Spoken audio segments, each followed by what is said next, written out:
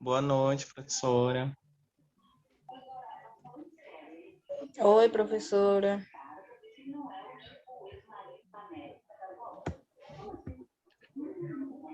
Acho que ela não está escutando. Professora? Acho que tá, não. Boa noite, pessoal. Boa noite. Está escutando, professora? Ela não está escutando. Tá, né?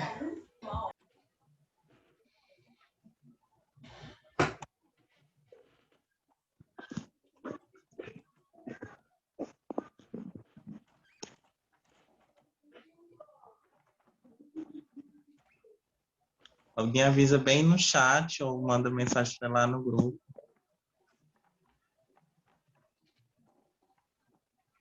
Ou faz em mímica aí.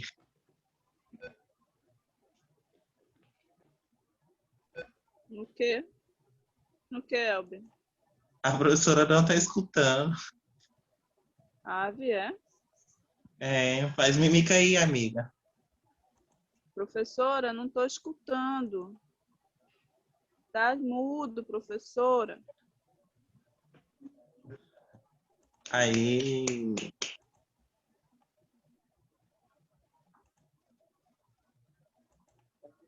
Muito bem, amiga. E essa luz aí tá me deixando Que eu sou cego. uma pessoa... Ah, não, que eu sou uma pessoa iluminada. Estão ouvindo? Sim! Boa noite. Boa noite! Boa noite. Tudo bem por aí? Sim! Então tá bom. Como é que vocês estão? Tava com saudade.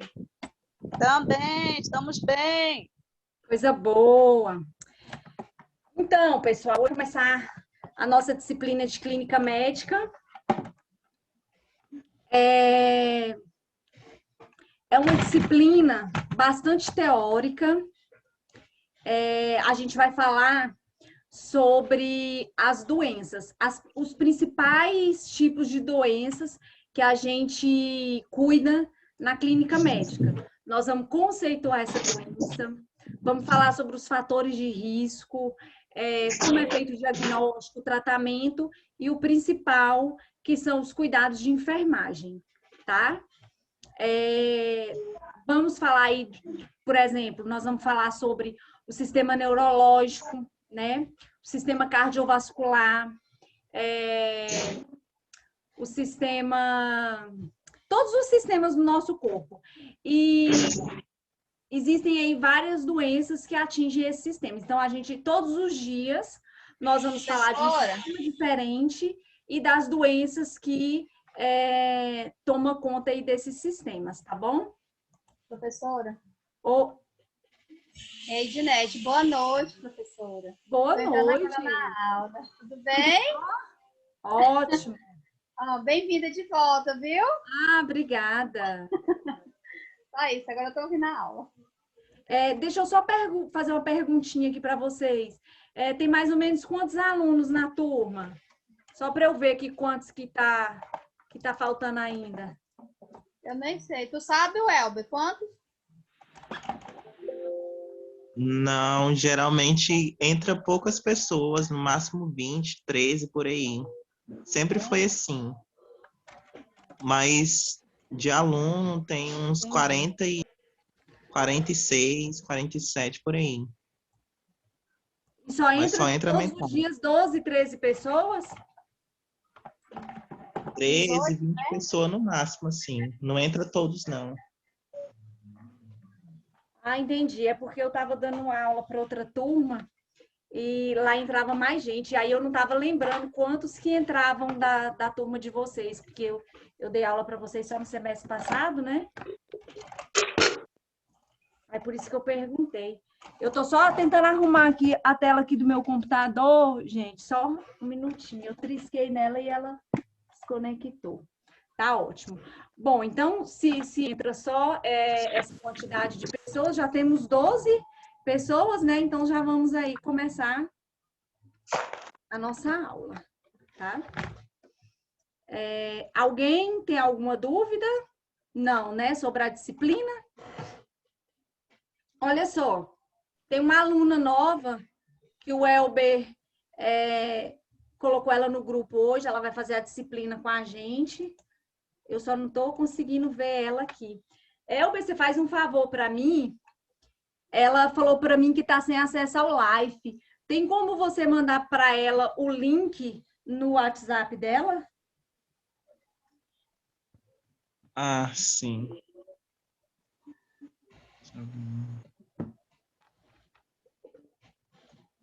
Oi. Oi. Vou mandar Oi. aqui. Agora ela não tá Gente, escutando vocês a estão me gente. ouvindo? Sim, Sim, só. Tá ouvindo? sim. Sim. Tá me ouvindo? Elber, Ela está não me tá. ouvindo? Não tá bom não, né? Estamos, mulher, mas tu não tá escutando a gente, Elber? não. Ela não tá ouvindo a gente de novo. Mas aí, amiga, de novo, Keila. Professora, não dá para. Você que não está nos escutando, professora. Não tá ouvindo?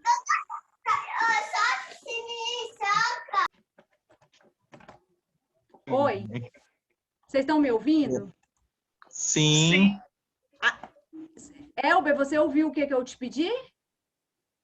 Sim, eu ouvi. Ah, tá, desculpa, é porque parecia que vocês não estavam me ouvindo. Não, a senhora que não estava ouvindo a gente. Nos ouvindo. Então, vamos começar. Pessoal, a nossa disciplina, ela vai funcionar da mesma forma que a gente trabalhava anteriormente. Eu acredito que não tenha mudou alguma coisa com os outros professores em relação ao fórum, atividade. Não, mesma coisa. Não, né? Então a gente vai continuar porque a gente tem que postar o fórum, né, todos os dias. Aí vocês interagem lá.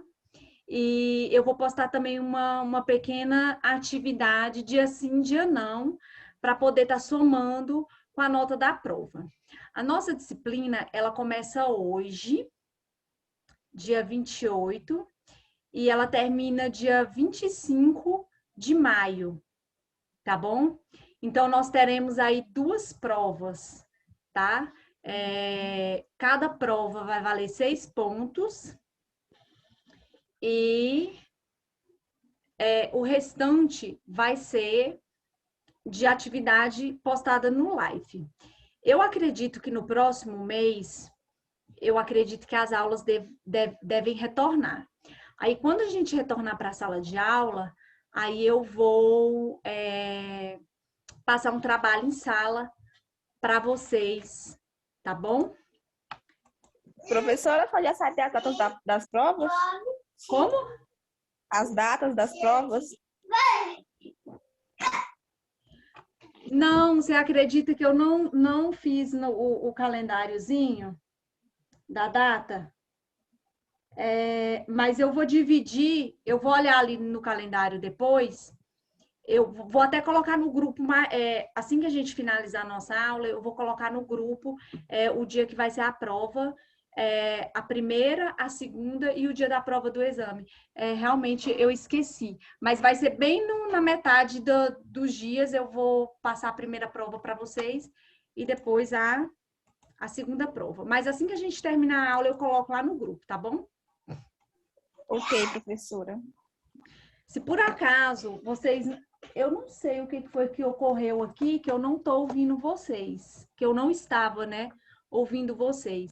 Se por acaso tiver alguma coisa estranha aí com a voz, vocês me chamem, me alertem, por gentileza, tá? Vocês estão conseguindo ver o slide? Sim.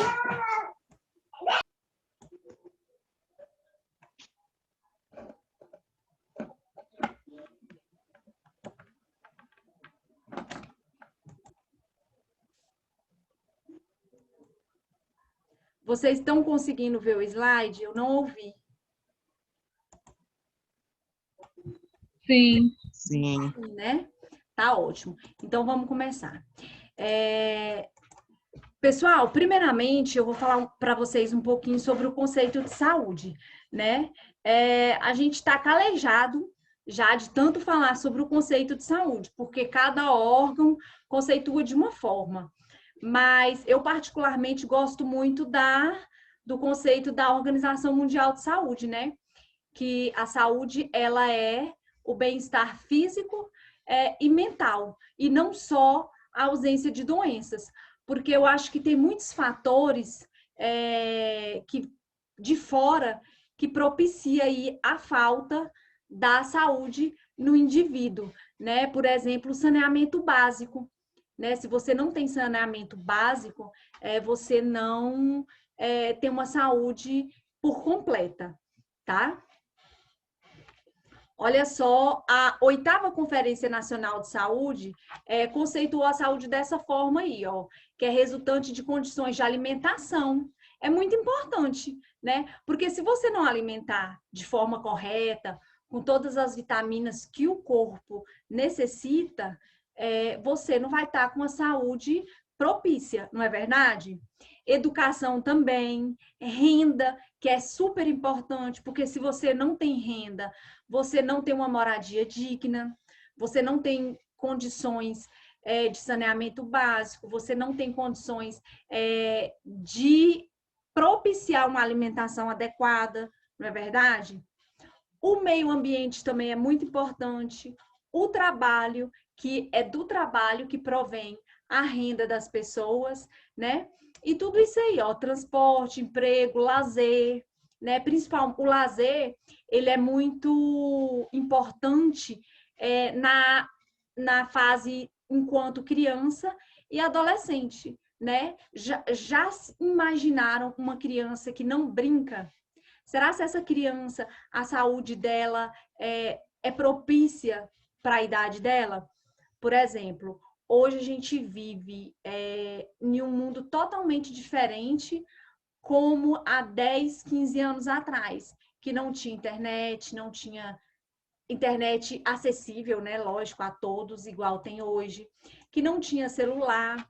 Hoje, a maioria das crianças, elas quase não brincam fora de casa, joga bola, anda de bicicleta. Por quê? Porque elas se atenta ali a celular, jogos eletrônicos, né? Futuramente, poderá ocasionar algum dano neurológico nessa criança, na visão, não é verdade? Os médicos recomendam que Sueli, não fiquem portão. mais de 2 horas no celular, né? Então, hoje, as nossas crianças já brincam diferente de 10, 15 anos atrás, né? Então, o lazer é muito importante, principalmente nessa fase, tá? Então, a Conferência Nacional de Saúde aí, ela conceituou a saúde dessa forma, bem abrangente também, mais ou menos aí seguindo a linha da Organização Mundial de Saúde, tá? Na clínica médica, a gente conceitua a saúde como apenas ausência de doença, né? Se você não apresenta ali nenhuma doença, aparentemente, né, não se manifesta nenhum tipo de doença, então você é uma pessoa saudável. Na clínica médica é dessa forma. Obviamente que não vai mais a fundo aí nesse conceito, né, de alimentação, de moradia, saneamento básico. A Organização Mundial de Saúde, eu já falei, né, sobre o conceito que eles colocaram aí, que é um completo bem-estar, né? Físico, mental e social. E o dicionário Aurélio também conceitua a saúde aí como o estado que a pessoa está bem, né? Que todas as suas funções orgânica, física e mental estão em estado normal. Então, cada organização, cada instituição conceitua a saúde de uma forma, mas se a gente for analisar e comparar, uma só abrange mais o termo de saúde do que a outra, mas é praticamente a mesma coisa, tá? E o que a saúde tem a ver com a qualidade de vida? Tem tudo a ver, né, pessoal? Porque se você não tem saúde, o que significa? Que você apresenta algum tipo de doença, né? Mesmo que não seja uma doença ainda diagnosticada, né? E se você apresentar algum tipo de doença, a sua qualidade de vida, ela cai. Porque a pessoa, ela só tem qualidade de vida se ela tem uma saúde estável, se ela tem uma alimentação adequada, se ela não apresenta nenhum estado mental de perturbação ou físico. Então, a qualidade de vida para a ausência de doença é muito importante. E o que faz a qualidade de vida das pessoas elevarem? É o estilo de vida que aquela pessoa leva, né? A pessoa pratica exercício, ela procura, né, ter uma alimentação saudável, então tudo isso influencia aí para a doença não aparecer e, consequentemente, essa pessoa ela terá uma qualidade de vida maior, tá? Temos aí também alguns fatores determinantes na doença. Tudo que antecede, que começa com a sigla endo, é que vem de dentro, tá? E tudo que começa com exo é que vem de fora. Então, a gente tem alguns fatores determinantes aí da doença, que são os endógenos, né? O que é endógeno? Vem de dentro, né? É uma herança genética. Por exemplo, eu vou dar para vocês de exemplo de doenças genéticas, doenças do sangue, né? Doenças hematológicas, anemia falciforme é uma delas, hipertensão arterial, diabetes mellitus, também um fator de risco para ela é a hereditariedade, né? Cardiopatia, a maioria das pessoas que possuem algum tipo de doenças no coração são fatores genéticos, né? Então, tudo que é endógeno vem de dentro. No caso aí da herança genética, anatomia e fisiologia do organismo humano vem de dentro. Por exemplo, anatomicamente, você tem aí alguma má formação, né? E o estilo de vida, que é o que você pode proporcionar para poder melhorar a sua saúde, que eu falei ali agora há pouco, de praticar exercício físico, cuidar da alimentação, né? Então, tudo isso são fatores endógenos, que só depende de você, tá? E os fatores exógenos são fatores que não dependem de você, que vêm de fora. Por exemplo, que ao ambiente biológico, né? São os determinantes aí biológicos, como você vive, se você tem um saneamento básico, ambiente físico, determinante fisioquímico, pode acontecer também acidentes, né? Por exemplo, se você está andando de moto e você acontece de bater com outra moto, com outro carro, ou cair sozinho mesmo.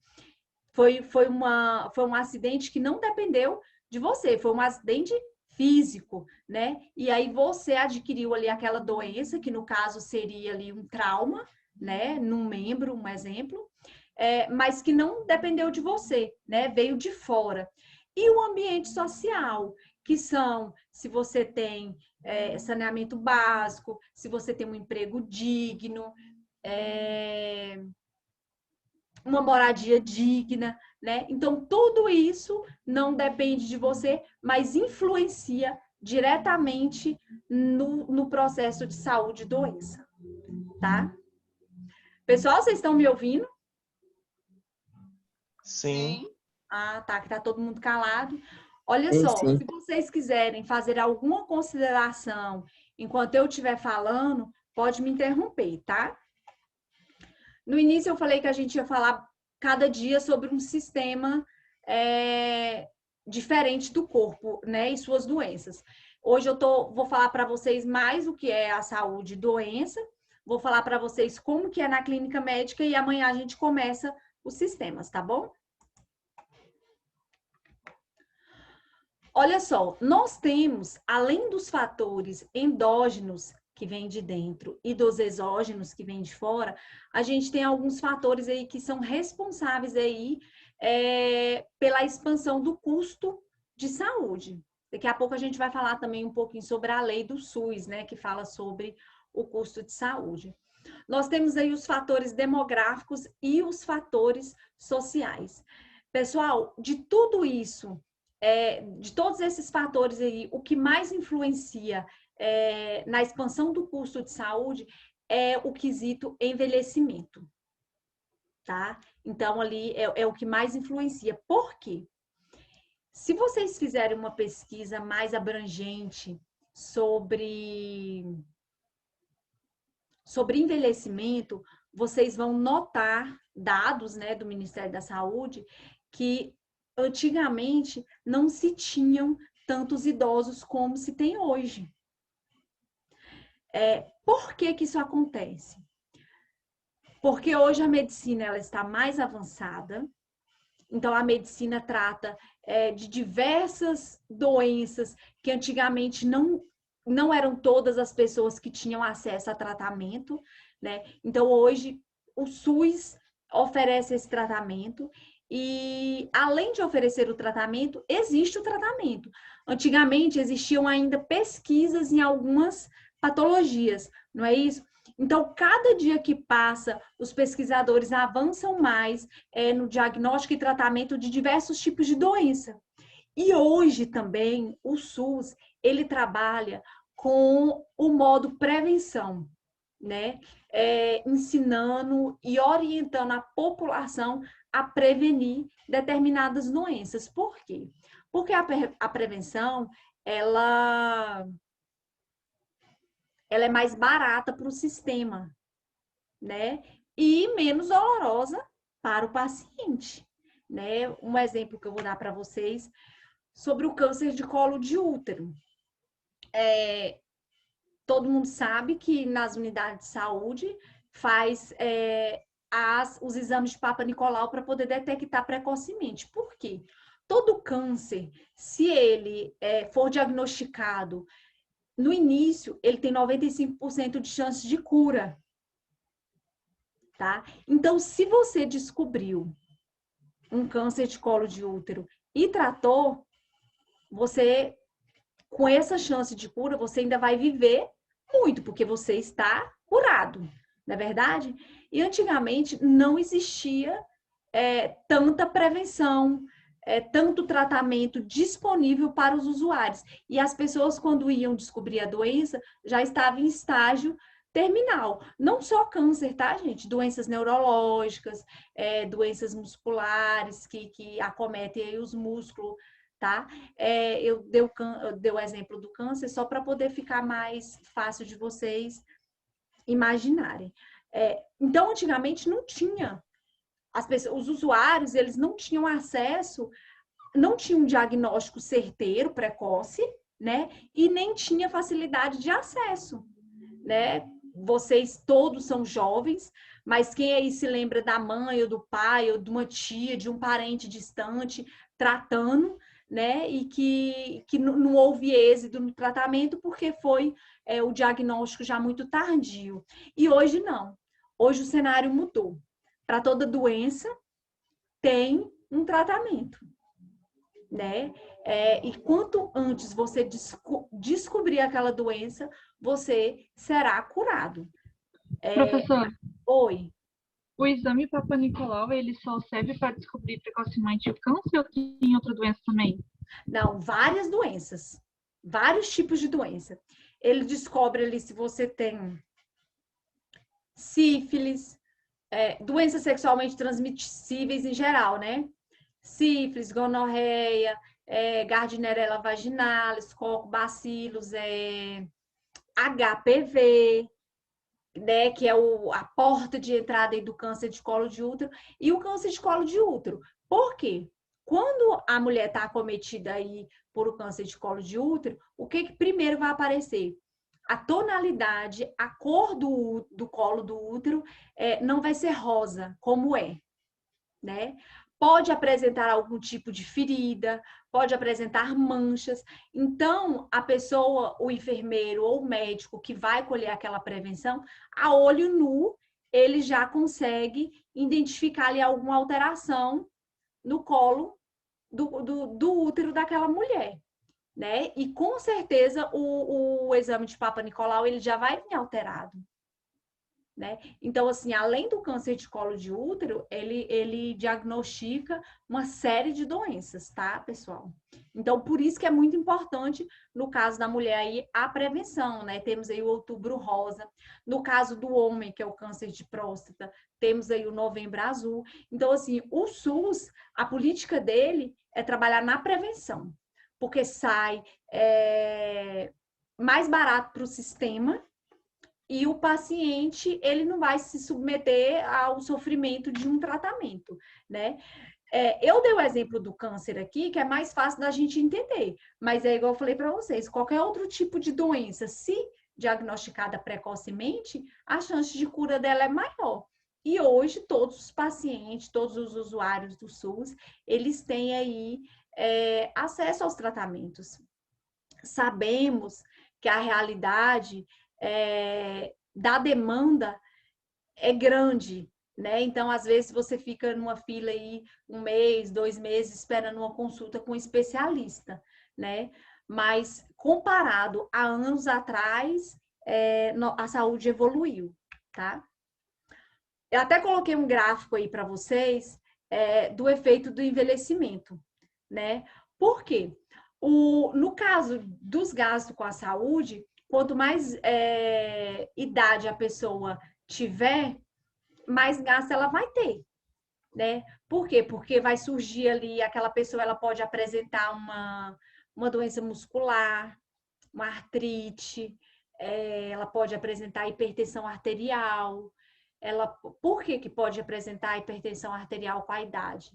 Logicamente que a hipertensão, ela não é uma doença de pessoas idosas, ela é de pessoas jovens também. Mas o que acontece? Com a idade, a pessoa costuma, não são todas, tá, gente? Não generalizando, a pessoa costuma a ter menos disposição para fazer exercício físico, ela costuma a ganhar peso, e tudo isso, o sedentarismo, ele traz ali para aquela pessoa que é predisposta a esse tipo de doença crônica, ao aparecimento. E aí, o que acontece? A pessoa pode adquirir com o envelhecimento hipertensão arterial, diabetes mellitus, ela pode adquirir uma artrite, uma artrose, algum tipo de doença neurológica. E tudo isso vai gerar gasto para o SUS. Por quê? Todo mês ela vai na unidade consultar, aí vai ter que ter um médico lá para atender ela. O SUS, ele oferece todas as medicações básicas, não é verdade? Então, esse paciente, ele vai ter acesso também a essas medicações, é o que vai gerar o custo aí para o SUS. Então, com o envelhecimento, normalmente os gastos com aquele paciente tendem a aumentar. Hoje em dia, a gente vê já muita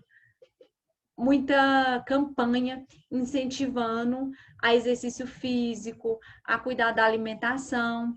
Por quê? Porque se você adquirir uma vida com estilo saudável, você tá predisposto a não desenvolver esse tipo de doença, não é verdade?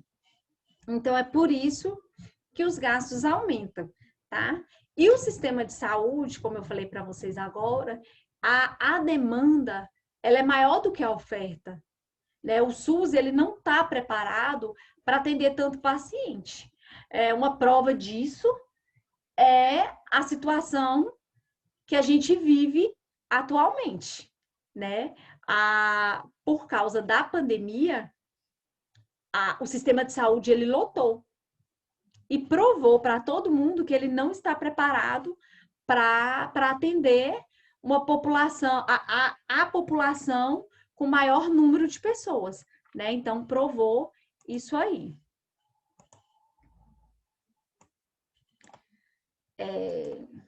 Vamos lá. Vou falar para vocês um pouquinho sobre o SUS. Bom, gente, o SUS, ele foi... ele é uma ação... quer dizer, vamos voltar. A política de saúde é a ação ou omissão do Estado enquanto resposta social. Normalmente, atualmente, o sistema que a gente vive do SUS, a gente pode ver que ele está totalmente sobrecarregado, não consegue atender todas as pessoas, a demanda é maior do que a oferta, né? E hoje a gente vê que muitas vezes o Estado ele foi omisso com alguns pacientes. Vocês concordam comigo sobre isso? Sim. O Estado que eu falo, gente, não é o Estado Tocantins, não. É o Brasil de um modo em geral. Tal prefeitura não fez isso. Olha só, por exemplo, já tem mais de um ano que a gente está passando aí por esse caos que é a pandemia. E até hoje, o Estado, né, o Brasil, ele não conseguiu se adequar, abrir novos leitos para que os pacientes não morram com falta de ar. Há uns 3 meses atrás, a gente viu na televisão aquelas cenas horrorosas do estado do Amazonas, que os pacientes morrendo com falta de ar porque não tinha respirador, não tinha oxigênio, né? Então, o Estado, ele tem que oferecer uma política de saúde para ele não ser omisso. O que tinha que ter acontecido agora, né? Graças a Deus que Palmas ainda não chegou nesse nível, né? Não chegou e não vai chegar em nome de Jesus, porque os números aqui só tá diminuindo, né? Eu tô dando um exemplo para vocês da pandemia, porque é o cenário que a gente vive hoje. Mas serve para qualquer tipo de doença e para qualquer tipo de época, né?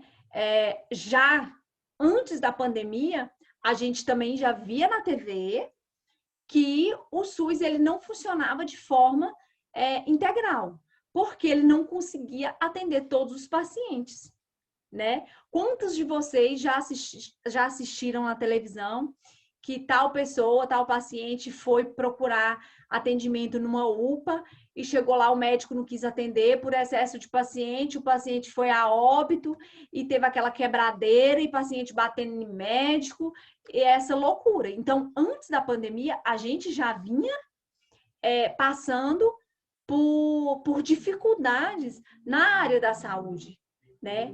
E a responsabilidade da saúde, de oferecer um sistema à saúde, é o Estado. Na Constituição Federal, na lei do SUS, fala que é dever do Estado oferecer a saúde para o paciente.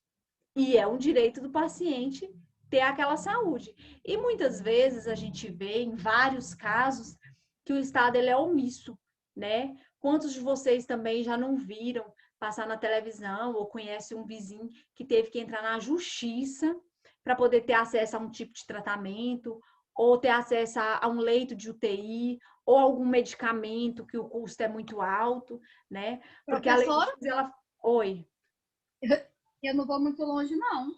Eu tive que entrar na justiça contra o Estado e o município, porque eu tinha um exame para fazer, não me recordo muito o nome dele, porque é meio complicado. Ele é de coluna, mas outro nomezinho lá, meio estranho. E ele no tempo, ele era tão caro, e aí o Estado ficou jogando para o município e o município ficou jogando para o Estado, por lá na defensoria. O doutor Arthur Pado pegou minha filha, em menos de 2 meses, eu fiz esse exame. Mas entrei na justiça contra eles, viu? Pois é, então assim, isso foi antes da pandemia. Muito antes, tem anos isso já. Então, é o que eu tô falando para você. Então, o Estado, né, ele vem sendo omisso já há muito tempo. E com a situação da pandemia, só agravou. A lei do SUS, ela fala todos os direitos que a gente tem. Eu não sei se vocês já pararam para poder ler a lei na íntegra. É a lei 8080/90. É muito bonita, funciona tudo no papel. Só que há uma grande dificuldade de se colocar em prática, né? Por causa de verbas, por causa de defasagem dos profissionais para poder estar atendendo os pacientes, porque está faltando medicações nos hospitais, nas UPAs, nas unidades, né? Então, a gente enfrenta esse problema muito antes da pandemia, né? Vocês estudaram aí em legislação e ética bastante sobre a lei do SUS, não estudaram? A lei do SUS, pessoal, ela foi colocada em prática aí pelo decreto aí 7.508/2011. Na verdade, a lei do SUS ela já existe desde 1990 e ela vem funcionando. O que esse decreto fez foi apenas regulamentar algumas coisas que estavam lá na lei, né? Que no caso, a regionalização e a hierarquização. O que quer dizer isso? A lei do SUS, ela entrou em vigor no ano de 1990, com todos os direitos do paciente e com todo o dever do Estado, não é? E esse decreto, ele veio regulamentar o que cada órgão vai fazer. Por exemplo, é responsabilidade da União executar tal projeto, tal campanha. É responsabilidade do Estado fornecer leitos de UTI. É responsabilidade do município oferecer aí as UPAs. Então, ele veio aí ele veio regulamentar essa forma regionalizada e hierarquizada, tá? Dos entes federativos, dá responsabilidade aí a quem de fato era a responsabilidade. Porque muitas vezes, antes dessa regulamentação, um ficava empurrando para o outro. Não, não é obrigação minha, não é obrigação de fulano, né? Então, esse decreto, ele veio regulamentar aí. E a lei do SUS, se vocês lerem ela de ponta a ponta, vocês não tem que só ler, viu, gente? No caso, para nós, da área da saúde, vocês vão trabalhar basicamente só a lei do SUS. E qualquer tipo de concurso que vocês forem fazer, eu acho que eu já até falei isso para vocês em outra aula, que qualquer tipo de concurso que vocês forem prestar, vocês vão... vai cair a lei do SUS e várias questões, tá? Então, vocês têm que saber mesmo o que é obrigação do Estado, o que é obrigação do município, o que é obrigação da União, quais são os direitos do paciente, tá? O paciente tem obrigação também, só que ele tem muito mais direito que obrigação. A obrigação é mais do Estado e das pessoas que compõem ali o serviço do SUS, tá? E a clínica médica, ela trabalha, no Brasil ela é conhecida também como medicina interna. Aí eu vou falar para vocês como que é a clínica médica, que vocês vão fazer estágio, né? Lá no HGP, para quem conhece lá, que já entrou lá, sabe que cada parte do hospital, ele tem uma ala, né? A clínica médica do HGP, ela trata pessoas, não só do HGP, tá, gente? A partir de 12 anos, que já não é mais considerado criança, ela vai ficar ali na clínica médica. Para aquelas doenças que não são, que não têm, que ainda não foram diagnosticadas ou que ainda não tem nenhuma especialidade. Ou mesmo aqueles pacientes que estão em cuidados paliativos. Eu já vou explicar para vocês detalhadamente. O Zoom, ele vai derrubar a nossa aula em 1 minuto. Quando derrubar, a gente já vai voltar em seguida, tá bom? Então, na verdade, a clínica médica do HGP, vocês vão ver que só existem pacientes adultos. Dificilmente vocês encontrarão ali um paciente que seja criança, tá? De 12, 13 ou 14 anos, que nesse caso aí já é adolescente, né? Então, vocês vão trabalhar lá mais com pacientes acamados, pacientes pós-cirúrgicos que estão em cuidados paliativos, tá? O que é cuidado paliativo? É aquele paciente